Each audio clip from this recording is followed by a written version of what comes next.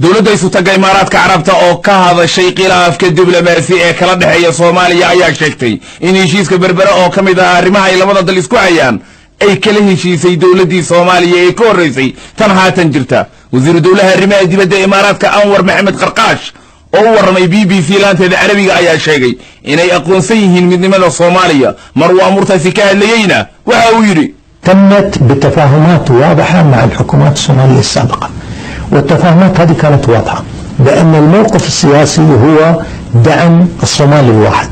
نحن ما عندنا قنصلية في صومالي لاند، ما عندنا سفارة. arrinta dekeda berbera waxa ay ku dhacday isfahan cad oo aan la yeelanay dawladihii hore ee Soomaaliya.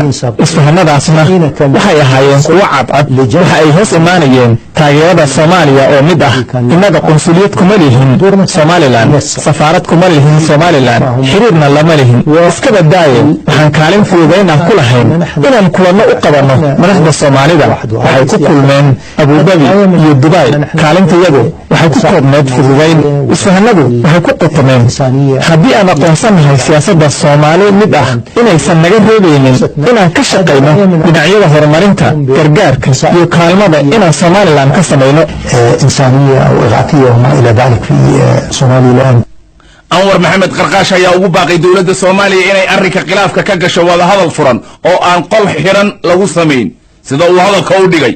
إذا في طرف يساعدك من 20-25 سنة وأنت عندك مسألة معينة تناقش فيها.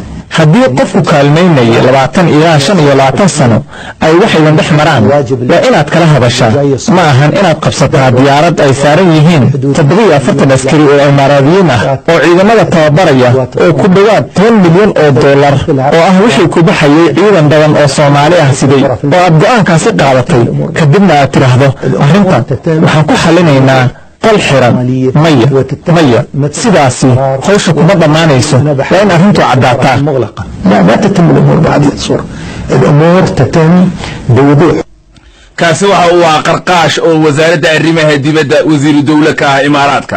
xiriirka labada wadan ee Soomaaliya iyo isu tagay imaaraadka carabta ayaa sii xumaanayay tan iyo markii toddobaadkii hore ciidamada ammaanka ee Soomaaliya ay muddo saacad ah hakiyeen diyaarad ay ka diiwaan gashayd wadankaasi garoonka Aadan Cabdulle isla markaana looga wareegay lacag ku dhow $10 milyan.